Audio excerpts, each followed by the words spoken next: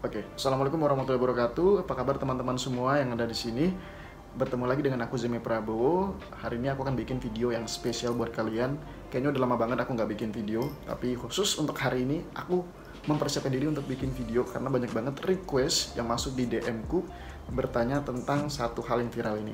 Oke, aku akan tampilkan di layar. Jadi beberapa hari belakangan ini kita dapat capturean dari gambar seperti ini. Nah teman-teman, aku akan mulai langsung saja. Jadi ini adalah gambar yang merupakan bagian dari halaman di Peraturan Menteri Keuangan Nomor 77 Tahun 2020 tentang Rencana Strategis Kementerian Keuangan pada tahun 2020 sampai tahun 2024. Seperti itu.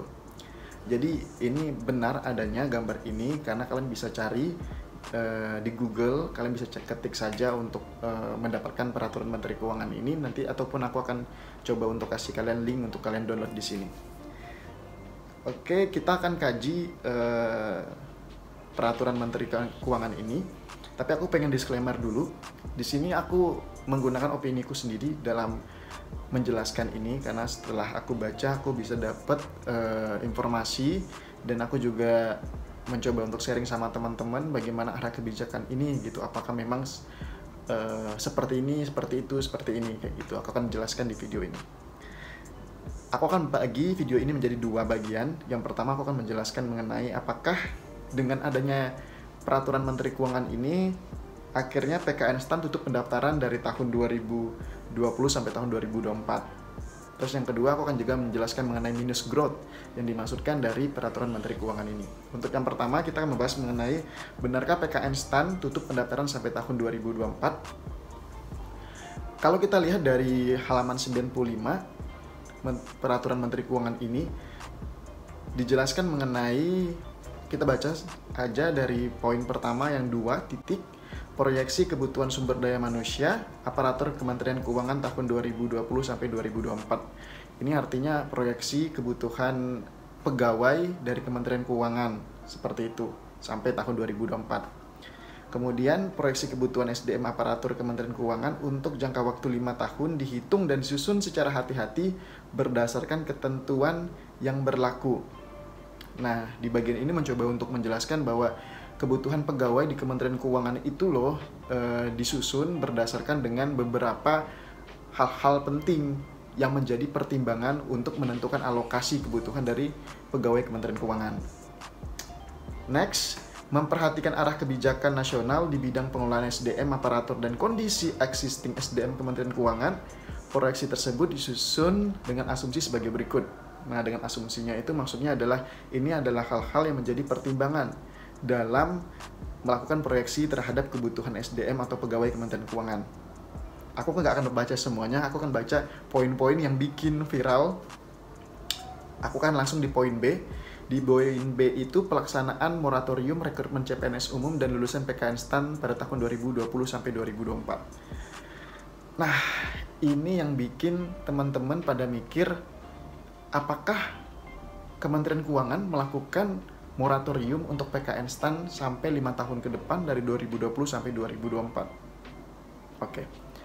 Untuk menjawab pertanyaan ini kita harus bertanya dulu, ini peraturan Menteri Keuangan untuk rekrutmen pegawai Kementerian Keuangan atau untuk SPMB PKN STAN? Nah, itu udah jelas banget kalau misalnya ini adalah peraturan Menteri Keuangan yang dibuat untuk kebijakan strategis, di mana salah satu kebijakan strategis itu adalah proyeksi atau pengevaluasian terkait dengan proyeksi kebutuhan SDM Kementerian Keuangan gitu. Jadi tidak sama sekali membahas mengenai SPMB PKN STAN. Cuma ada kalimat lulusan PKN STAN pada tahun 2020 sampai 2024 itu maksudnya, kalau berdasarkan sharing aku sama teman-teman ya, PKN STAN itu maksudnya Kementerian Keuangan tidak akan menerima pegawai lagi seperti itu, baik itu dari CPNS umum maupun dari PKN STAN. Artinya apa?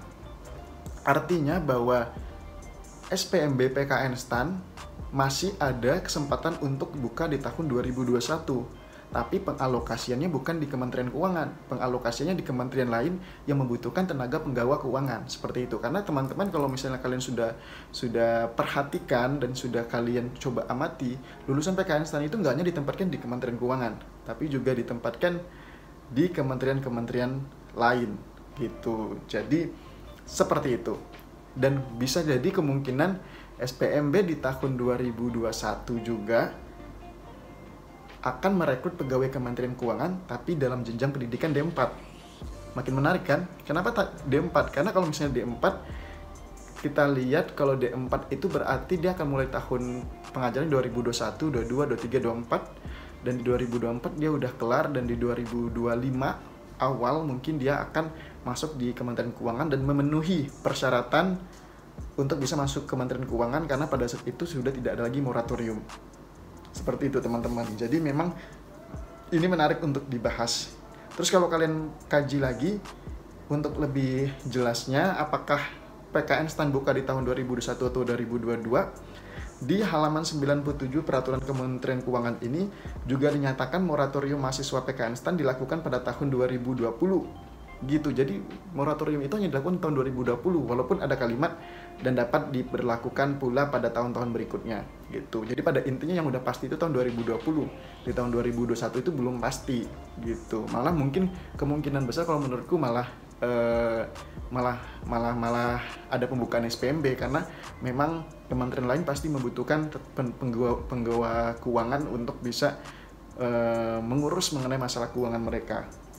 Jadi pada intinya adalah untuk peraturan ini sendiri adalah peraturan yang tidak mengatur terkait dengan SPMB PKN STAN. Ini mengatur mengenai kebijakan Kementerian Keuangan dalam jangka menengah dalam rangka untuk mencapai tujuan bernegara, seperti itu. Jadi buat kalian yang ingin masuk PKN STAN, berdoa saja semoga memang moratoriumnya itu hanya tahun 2020 dan tidak dilanjutkan, agar kalian bisa masuk dan join di PKN STAN.